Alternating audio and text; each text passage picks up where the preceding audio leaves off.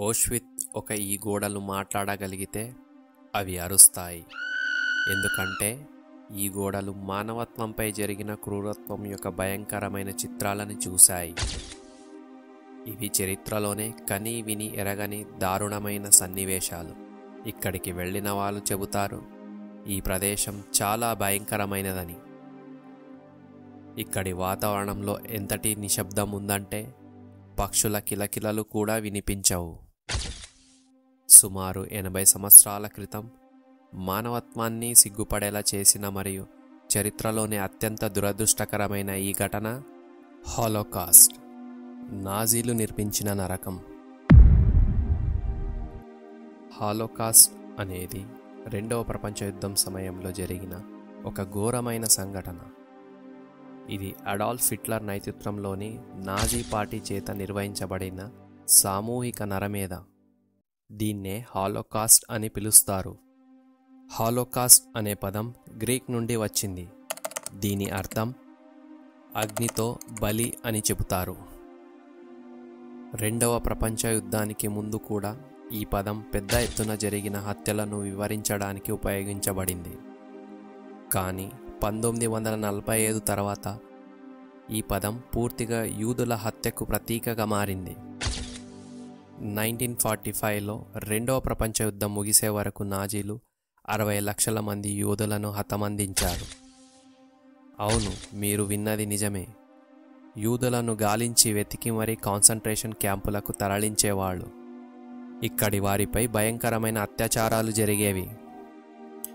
Hitler నేతృత్వంలో యోధులను తమ సమాజంలోనే సమస్యలకు ప్రధాన కారణంగా చూశారు. యోధులను నీచమైన జాతి అని పిలిచి వారిని జర్మనీ మరియు యూరోప్ యొక్క ఆర్థిక, సామాజిక మరియు రాజకీయ సమస్యలకు కారణంగా నిందించారు. అందుకే నాజీలు యూదులను వేటాడి హత్య చేసి హాలోకాస్ట్ అనే ఘోరమైన నరమేధాన్ని నిర్వహించారు. మరి ఈ యొక్క ప్రక్రియను final solution to the Jewish question అని పిలిచారు. ఇది యూదులను అంతమందించడానికి ఒక సిస్టమేటిక్ ప్లాన్.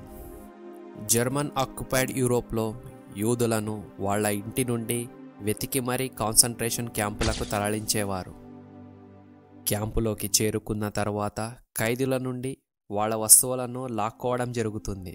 పిల్లలను, మహిళలను తమ కుటుంబం నుండి వేరే చేసేవాళ్ళు. శారీరకంగా బలహీనమైన మరియు వృద్ధులని వెంటనే గ్యాస్ చేంబర్లకు తీసుకెళ్లి వాళ్ళను నెట్టి విషవాయువుల ద్వారా వాళ్ళని చంపేవాళ్ళు. పని చేయగలిగే వాళ్ళకి ముందుగా గుండు గీయడంతో అవమానించి ఆపై వాళ్ళ బట్టలు తీసివేసి చినిగిన బట్టలు ఇచ్చేవారు. రోజుకి 10 గంటలు నిరంతరం పని చేయాలి. బదులుగా వారికి కేవలం బ్రతకడానికి మాత్రమే సరిపడే ఆహారం ఇచ్చేవాళ్ళు. దీనివల్ల చాలామంది యూదులు ఆకలి మరియు అనారోగ్యం వల్ల మరణించారు. జర్మన్ ఆక్యుపైడ్ యూరోప్లో అనేకమైన కాన్సంట్రేషన్ క్యాంపులు నిర్మించారు. వాటిలో ఓష్విత్ కాన్సంట్రేషన్ క్యాంప్ అతి భయంకరమైనది. 1945లో అలైడ్ పవర్స్ నాజీ జర్మనీని ఓడించి ఈ క్యాంపులో బందీగా ఉన్న వాళ్ళందరినీ విడిపించారు.